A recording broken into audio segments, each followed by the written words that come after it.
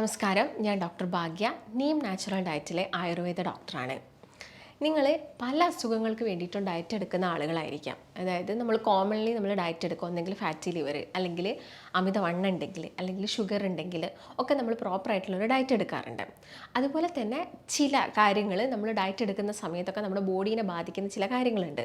അതായത് ഏതെങ്കിലും ഒരു ഭക്ഷണത്തിൻ്റെ അല്ലെങ്കിൽ ഒരു മിനറലിൻ്റെ ഒക്കെ ഡെഫിഷ്യൻസി നമ്മുടെ ശരീരത്തിൽ വരുന്ന ഒരു അസുഖമാണ് വായ്പുണ്ണ് അല്ലെങ്കിൽ മൗത്ത് അൾസർ എന്നൊക്കെ പറയുന്നത്.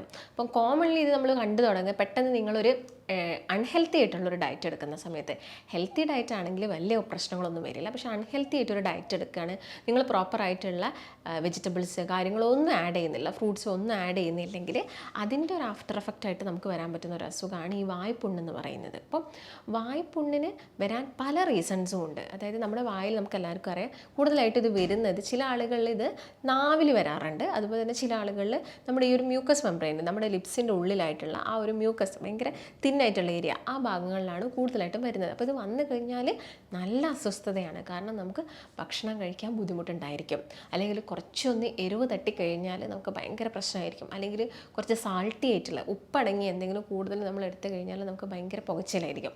അപ്പം ചില ആളുകളൊക്കെ നമ്മൾ വീട്ടിലൊക്കെ ഹോം റെമഡി പോലെ നമ്മൾ ഉപ്പെടുത്ത് ഡയറക്റ്റ് അതിൻ്റെ മുകളിലൊക്കെ വെക്കാറുണ്ട്. അപ്പം ഡയറക്റ്റ് നമ്മൾ ഉപ്പെടുത്ത് നമ്മുടെ വായിൽ വെക്കുന്നതോ അല്ലെങ്കിൽ പുണ്ണിൽ വെക്കുന്നതൊന്നും അത്ര നല്ലതല്ല. അവിടുത്തെ മ്യൂക്കസ് മെംബ്രെയിനൊക്കെ അത് പ്രശ്നങ്ങളുണ്ടാക്കും.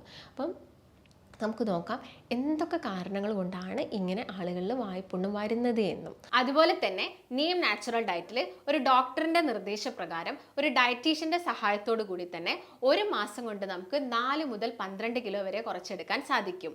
ഈ ഒരു ഡയറ്റ് നമ്മൾ ഫോളോ ചെയ്യുന്നുണ്ടെങ്കിൽ മെഡിക്കേഷൻസ് ഒന്നും ഇല്ലാതെ തന്നെ ഹെൽത്തി ആയിട്ടുള്ള ഒരു ഡയറ്റിലൂടെ നമുക്ക് വെയിറ്റ് കുറച്ചെടുക്കാം. ഈ ഒരു ഡയറ്റീഷ്യൻ നിങ്ങളുടെ കൂടെ ഒരു ദിവസം കംപ്ലീറ്റ് ആയിട്ട് ഉണ്ടാവും. ഒരു മാസം നിങ്ങളുടെ കൂടെ തന്നെ നിന്ന് നമുക്ക് വളരെ ഈസി ആയിട്ട് വെയിറ്റ് കുറച്ചെടുക്കാൻ സാധിക്കും. ഈ ഒരു ഡയറ്റിൽ ജോയിൻ ചെയ്യാൻ നിങ്ങൾ താഴെ കാണുന്ന നമ്പറിൽ കോൺടാക്ട് ചെയ്യുക. അപ്പം അതിൽ ആദ്യം തന്നെ പറയുകയാണെങ്കിൽ നമ്മുടെ വായിലൊക്കെ നമ്മൾ അറിയാതെ ഇപ്പോൾ തട്ടിപ്പോയി കഴിഞ്ഞാൽ, അതായത് ഇപ്പോൾ നിങ്ങൾ സ്റ്റീൽ ഗ്ലാസ്സിൽ വെള്ളം കുടിച്ചിട്ട് പെട്ടെന്നൊന്ന് കുത്തിപ്പോയി കഴിഞ്ഞാൽ, അല്ലെങ്കിൽ നമ്മൾ ബ്രഷ് ചെയ്യുന്ന സമയത്ത് ബ്രഷ് കൊണ്ട് തട്ടിപ്പോയി കഴിഞ്ഞാലൊക്കെ ആ ഭാഗത്ത് ചെറിയൊരു ഇൻഫ്ലമേഷനും കാര്യങ്ങളൊക്കെ വരികയും പിന്നീട് അത് പുണ്ണ് രൂപത്തിൽ ഉണ്ടാകുകയും ചെയ്യാറുണ്ട്. അപ്പം ഇങ്ങനെയുള്ള സമയത്താണെങ്കിലും ചിലപ്പോൾ നമ്മൾ കരുതുക അതെന്തെങ്കിലും ഡെഫിഷ്യൻസി മൂലമാണ്. അപ്പോൾ നമ്മൾ ആലോചിച്ച് നോക്കുക അങ്ങനെയുള്ള എന്തെങ്കിലും ഒരു റീസൺസ് ഇതിൻ്റെ പുറകിലുണ്ടോ എന്ന് നോക്കുക. പിന്നെ ഡെഫിഷ്യൻസി വലിയൊരു റീസണാണ്.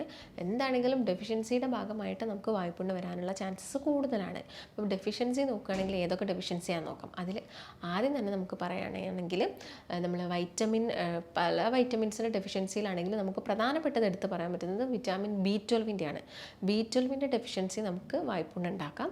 അയൺ ഡെഫിഷ്യൻസിയും അതുപോലെ തന്നെ ഫോളിക് ആസിഡിൻ്റെ ഡെഫിഷ്യൻസിയും. അപ്പം അതിൽ വൈറ്റമിൻ B12 ഏതൊക്കെ ഭക്ഷണം കഴിച്ചാലാണ് നിങ്ങൾ B12, കാരണം ഈ ഒരു പുണ്ണ് വരുന്ന സമയത്ത് നിങ്ങളെല്ലാവരും B കോംപ്ലക്സ് ടാബ്ലറ്റ്സ് കഴിക്കാറുണ്ടായിരിക്കും അല്ലേ.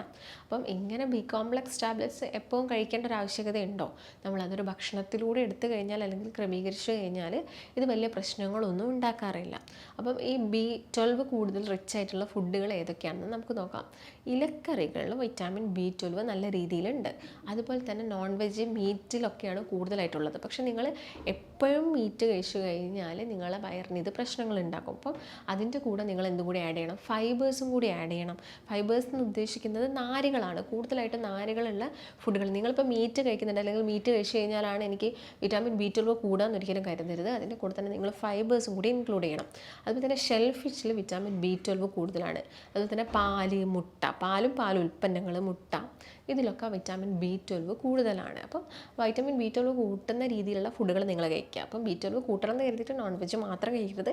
അതിൻ്റെ കൂടെ തന്നെ നിങ്ങൾ വെജിറ്റബിൾസും കൂടി ആഡ് ചെയ്യണം, അതായത് ഫൈബേഴ്സും കൂടി ആഡ് ചെയ്യണം. സ്വീറ്റ് പൊട്ടറ്റോ അല്ലെങ്കിൽ ഇപ്പം ബീൻസ്, അങ്ങനെ ഫൈബർ റിച്ച് ആയിട്ടുള്ള ഭക്ഷണങ്ങളും കൂടി നിങ്ങൾ ഇതിൻ്റെ കൂടെ ആഡ് ചെയ്യുകയാണെങ്കിൽ മാത്രമേ പ്രോപ്പറായിട്ടുള്ള ഡൈജഷനും കാര്യങ്ങളൊക്കെ നമ്മുടെ ശരീരത്തിൽ നടക്കുള്ളൂ. പിന്നെ വരുന്നൊരു ഡെഫിഷ്യൻസി എന്ന് പറയുന്നത് അയണിൻ്റെയും ഫോളിക് ആസിഡിൻ്റെയും ഡെഫിഷ്യൻസിയാണ്. ഇപ്പോൾ നിങ്ങൾ പ്രഗ്നൻ്റ് ഒക്കെ ആയിരിക്കുന്ന സമയത്ത് പെട്ടെന്നൊക്കെ വായ്പുണ്ണൊക്കെ വരാൻ, ബോഡീൻ്റെ അകത്ത് അയൺ ഡെഫിഷ്യൻസിയൊക്കെ നടക്കുന്ന ഒരു സമയമാണ്. ഫസ്റ്റ് 3 മന്ത് വോമിറ്റിങ്ങും കാര്യങ്ങളൊക്കെ ഉണ്ടാകുന്ന ഒരു ടൈമാണ്. അവിടെയും നമുക്ക് അയൺ ഡെഫിഷ്യൻസി വരാം. അപ്പം അയൺ ഡെഫിഷ്യൻസി കുറച്ചെടുക്കാൻ വേണ്ടിയിട്ട് അയൺ റിച്ച് ആയിട്ടുള്ള ഭക്ഷണങ്ങൾ നിങ്ങൾ കഴിക്കണം. അതായത് റാഗി, അതുപോലെ തന്നെ കൂടുതലായിട്ടും പൊമോഗ്രാനേറ്റ്, ഡേറ്റ്സ് ഒക്കെ കഴിക്കുന്ന സമയത്ത് നിങ്ങൾ കുറച്ചും കൂടി ക്വാളിറ്റി ആയിട്ടുള്ള ഡേറ്റ്സ് കഴിക്കാൻ വേണ്ടിയിട്ട് നോക്കുക.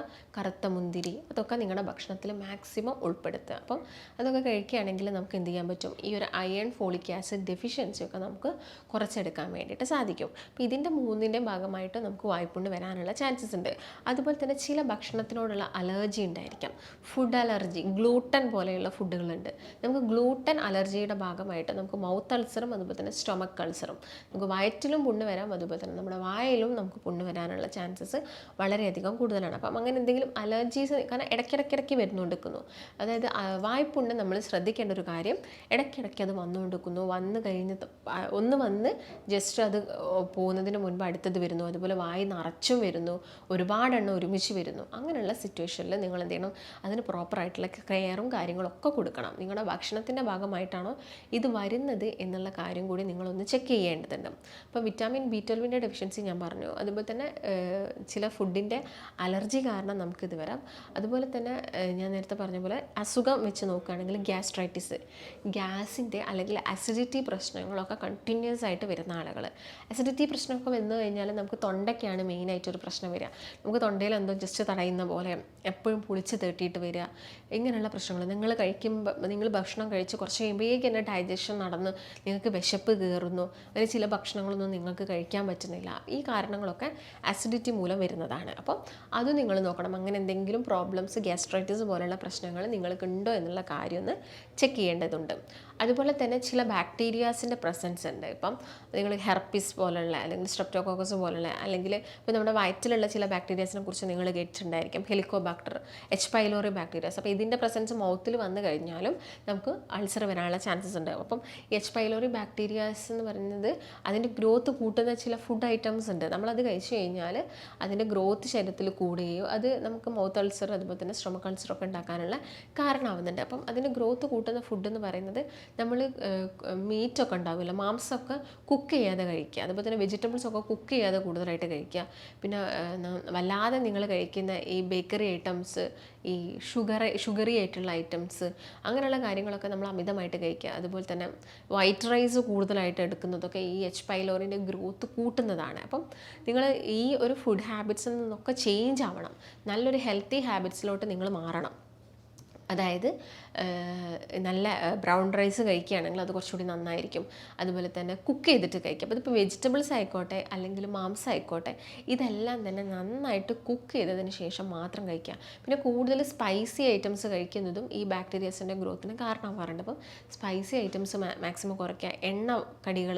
എണ്ണക്കടികളൊക്കെ എല്ലാം തന്നെ നമ്മുടെ ശരീരത്തിന് പ്രശ്നം തന്നെയാണ്. ഈ ബാക്ടീരിയസിൻ്റെ ഗ്രോത്തിന് മാത്രമല്ല, മറ്റൊരുപാട് ആരോഗ്യ പ്രശ്നങ്ങൾ ഉണ്ടാക്കുന്നതിന് ഇത് കാരണമാവുന്നുണ്ട്. അപ്പം അങ്ങനെയുള്ള ശീലങ്ങളൊക്കെ നിങ്ങൾക്കുണ്ടെങ്കിൽ അത് പരമാവധി കുറയ്ക്കാൻ വേണ്ടിയിട്ടൊക്കെ നിങ്ങൾ നോക്കുക.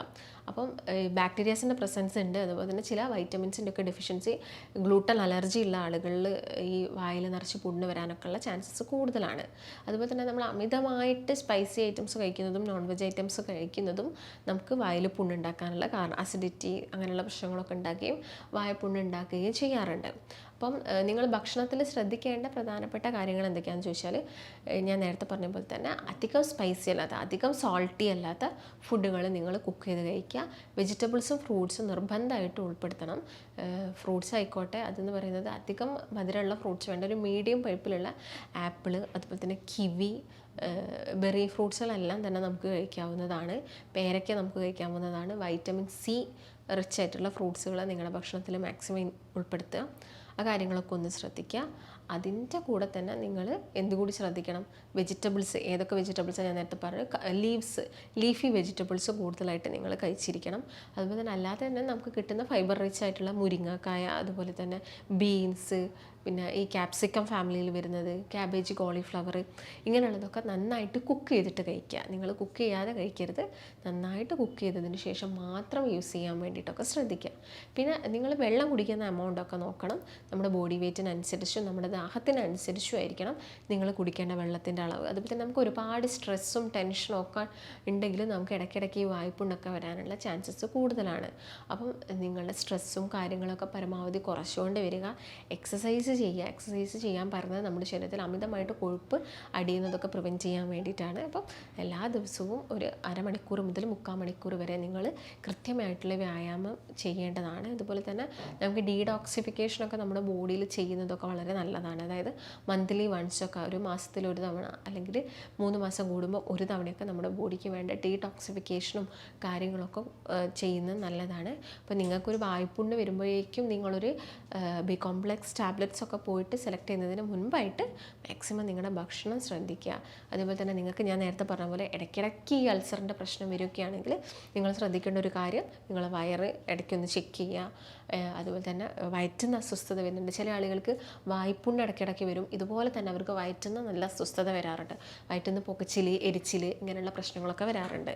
അതുകൊണ്ട് അങ്ങനെ എന്തെങ്കിലും ബുദ്ധിമുട്ട് നിങ്ങൾക്ക് ഉണ്ടോ എന്ന് ചെക്ക് ചെയ്യുക. ഇപ്പോൾ ഒരുപാട് കാലമായിട്ട് ഇങ്ങനെയുള്ള പ്രശ്നങ്ങളൊക്കെയാണ്. ഇപ്പോൾ വായ്പുണ്ണിന് കൃത്യമായിട്ടുള്ള ഭക്ഷണങ്ങൾ അറിയാത്ത ഒരുപാട് ആളുകളൊക്കെ ഉണ്ടായിരിക്കും. അപ്പം നിങ്ങൾക്ക് അതിനെക്കുറിച്ച് കൂടുതൽ ഡീറ്റെയിൽസും കാര്യങ്ങളൊക്കെ അറിയാൻ താല്പര്യമുണ്ടെങ്കിൽ താഴെ കാണുന്ന നമ്പറിൽ കോൺടാക്റ്റ് ചെയ്യുക. നമുക്ക് മറ്റൊരു നല്ല ഹെൽത്ത് ടോപ്പിക്കുമായിട്ട് വീണ്ടും കാണാം.